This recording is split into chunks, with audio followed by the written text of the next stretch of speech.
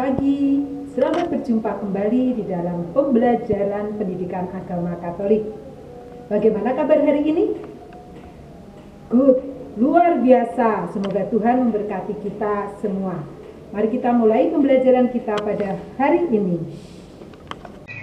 Anak-anak yang terkasih, pada pembelajaran kali ini kita akan mempelajari Yesus Putra Allah dan Juru Selamat. Namun sebelum kita melanjutkan pembelajaran, mari kita buka dengan doa terlebih dahulu. Siapa yang mau memimpin doa? Ya, baik, terima kasih. Adapun kompetensi dasar dari pembelajaran ini adalah sebagai berikut. Dan indikator pencapaian kompetensinya seperti ini.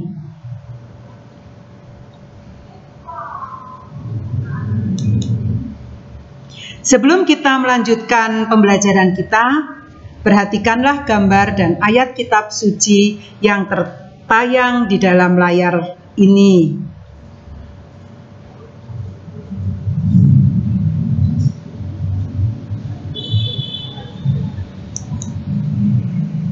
Dari gambar tersebut, pesan apa yang dapat kita tangkap? Teladan apa yang bisa kita tiru? Apa hubungan gambar dengan materi yang akan kita pelajari pada hari ini? Anak-anak semua, sebelum kita melanjutkan pembelajaran kita, lebih baik kita mengenal tradisi pemberian gelar dalam masyarakat. Dalam masyarakat, kita mengenal adanya orang-orang yang karena sebab tertentu memiliki gelar. Ada gelar yang sifatnya akademis, ada gelar yang berkaitan dengan kebangsawanan, ada gelar yang berkaitan dengan ketokohan dalam bidang tertentu. Idealnya, orang yang memiliki gelar tersebut hidupnya mencerminkan kemampuan atau perilaku yang sesuai. Sekarang kita mempelajari bagaimana memahami kebiasaan pemberian gelar dalam masyarakat.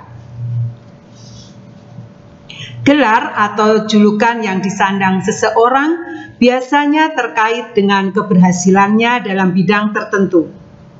Jasa-jasa yang disumbangkan bagi masyarakat karena tugasnya atau karena kepribadiannya. Contohnya, Nelson Mandela diberi gelar Duta Batik Internasional. Atas jasanya ikut mempromosikan batik sebagai karya bangsa Indonesia di kancah internasional.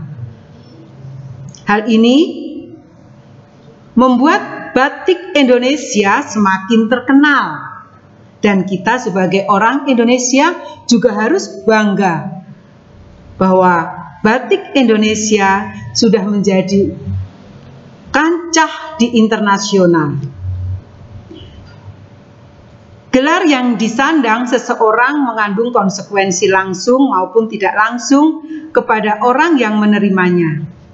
Berkat gelar sebagai Duta Batik Internasional yang diterima oleh Nelson Mandela dari pemerintah Indonesia, maka hampir dalam setiap acara resmi, bahkan keseharian, Nelson Mandela lebih banyak memakai baju batik. Lalu antara pemberi gelar dengan yang diberi gelar biasanya mempunyai hubungan istimewa. Nah, sekarang kita menyimak gelar-gelar Yesus dalam kitab suci dan maknanya bagi iman kita. Dalam kitab suci, khususnya kitab suci Perjanjian Baru, Yesus memiliki banyak sekali gelar. Dari sekian banyak gelar tersebut, ada 3 gelar yang sering disebut, yakni gelar Yesus sebagai yang pertama adalah Tuhan, yang kedua Anak Allah, dan yang ketiga sebagai Juru Selamat.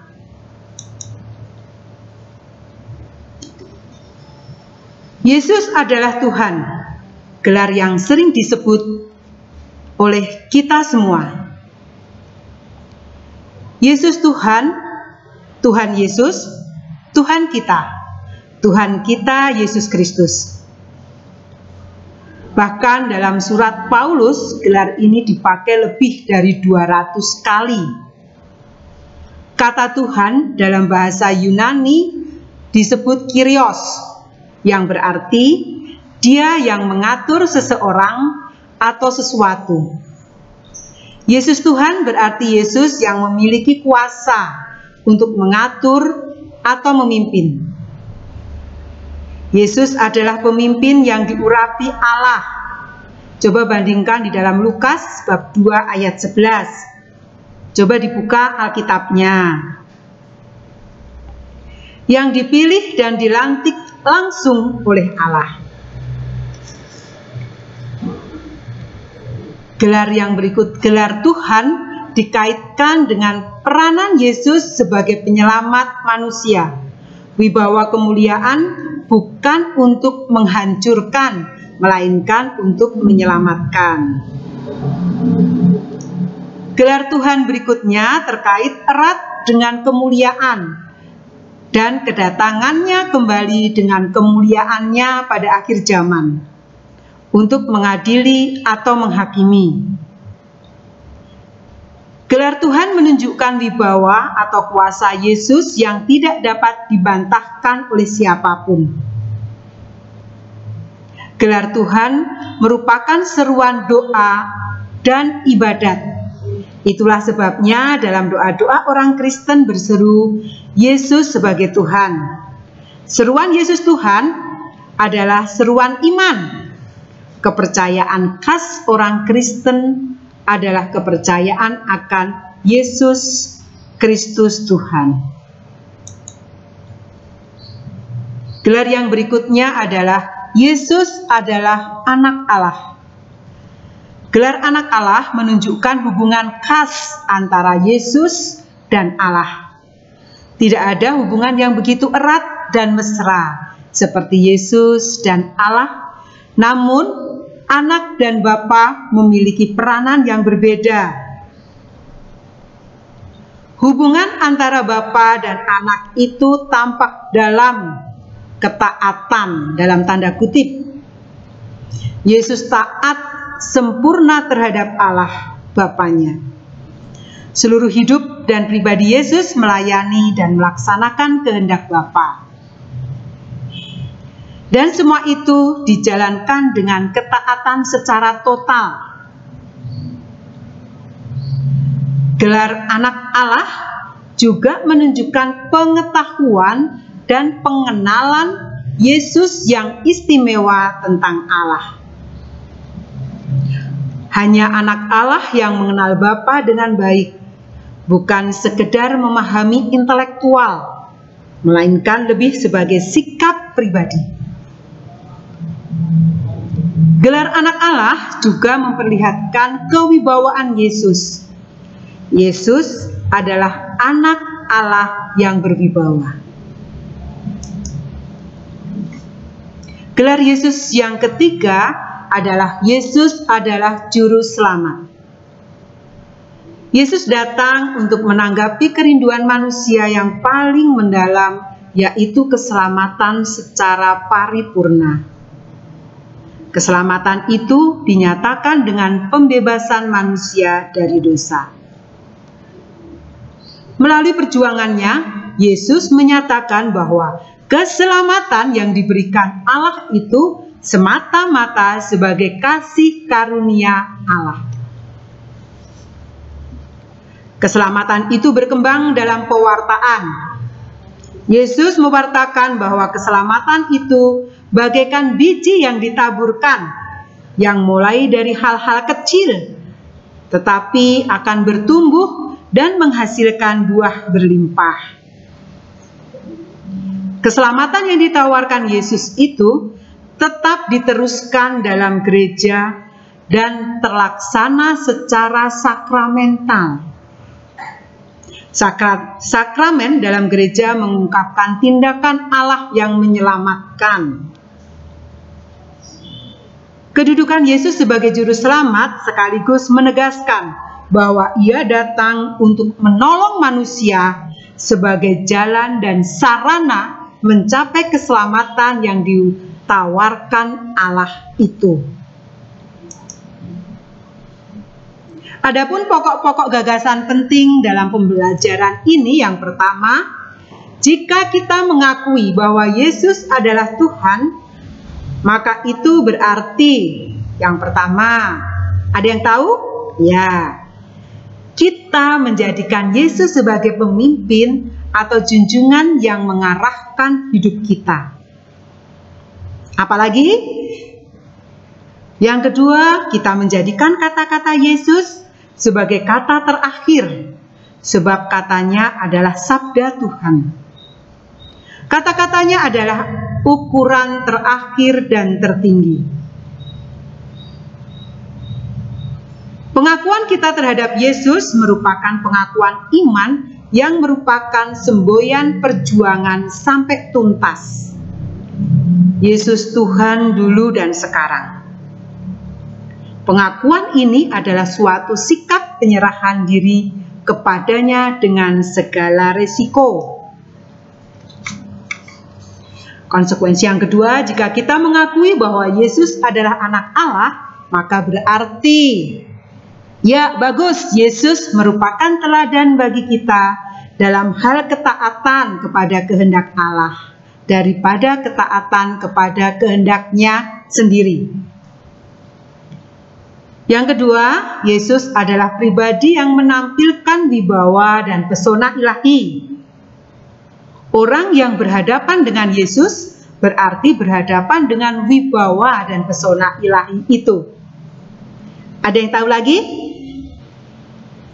Yuk, Yesus dekat dengan Allah yang tersuci dan pantas dihormati. Sebutan itu menumbuhkan rasa devosi dan penyerahan diri.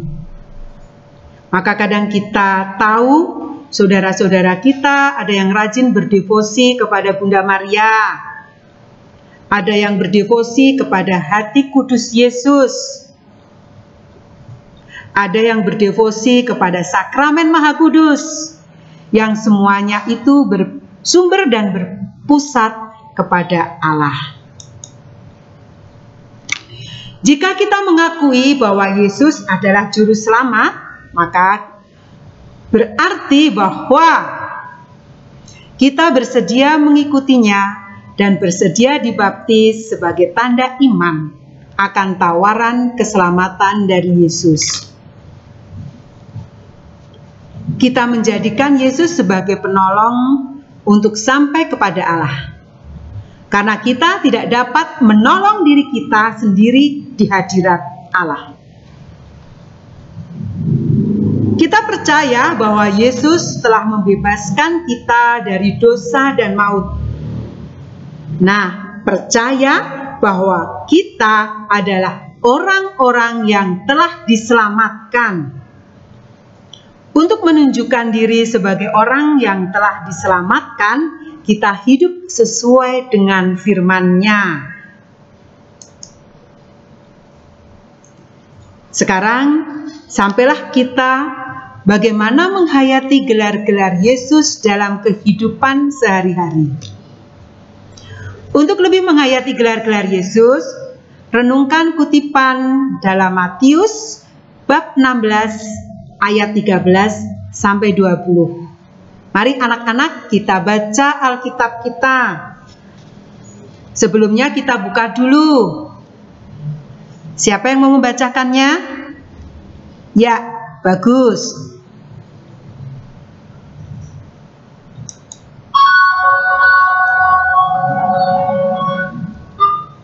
Marilah kita renungkan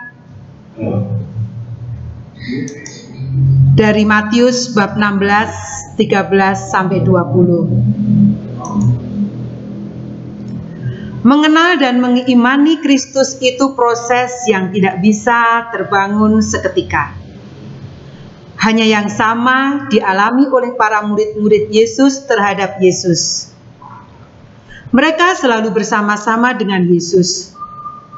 Tetapi rupanya tidak semua murid Yesus mengenal secara mendalam pribadi Yesus. Itulah sebabnya ketika Yesus menguji mereka dengan pertanyaan, "Menurut kamu, siapa aku?" Ada yang menjawab, ada yang mengatakan jawaban itu bukan keluar dari penghayatan pribadi. Jawaban itu menunjukkan bahwa mereka baru mengenal Yesus seperti yang dikatakan orang lain. Mereka mengenal Yesus seperti orang lain. Hanya jawaban Petrus yang menunjukkan jawaban yang berasal penghayatan iman dari pribadinya kepada Yesus. Hal itu menunjukkan pula bahwa Petrus mengenal secara mendalam pribadi Yesus sehingga berani memberi gelar khusus kepada Yesus. Apa gelar yang diberikan Petrus? Ya, maka kita pun diajak mengenal dan mengimani Yesus seperti Petrus. Mengenalnya secara mendalam, sehingga iman kita akan Yesus bukan iman ikut-ikutan, tetapi iman yang keluar dari penghayatan pribadi.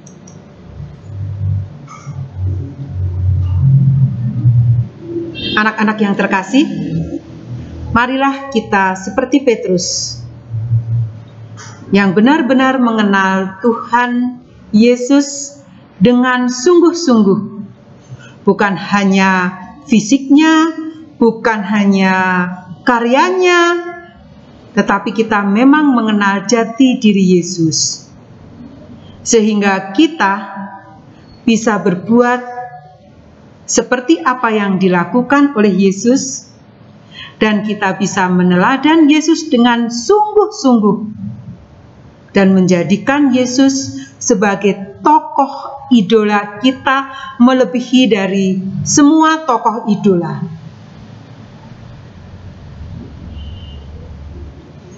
Marilah kita tutup pertemuan kita pada hari ini dengan doa penutup.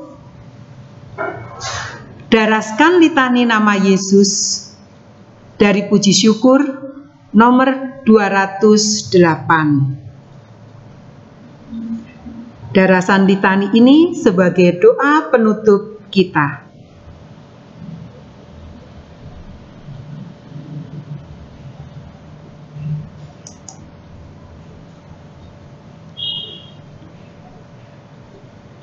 Anak-anak yang terkasih, sebelum kita meninggalkan ruangan ini, sebelum kita berpisah, ada tugas yang harus kalian lakukan. Yuk cek penguasaan kalian terhadap materi, agar dapat dipastikan bahwa kalian telah menguasai materi, maka kerjakanlah soal berikut secara mandiri. Setelah selesai, kirim melalui WA atau email saya. Jangan lupa jaga kesehatan, ikuti anjuran pemerintah. Tetap semangat, Tuhan Yesus memberkati kita semua. Amin.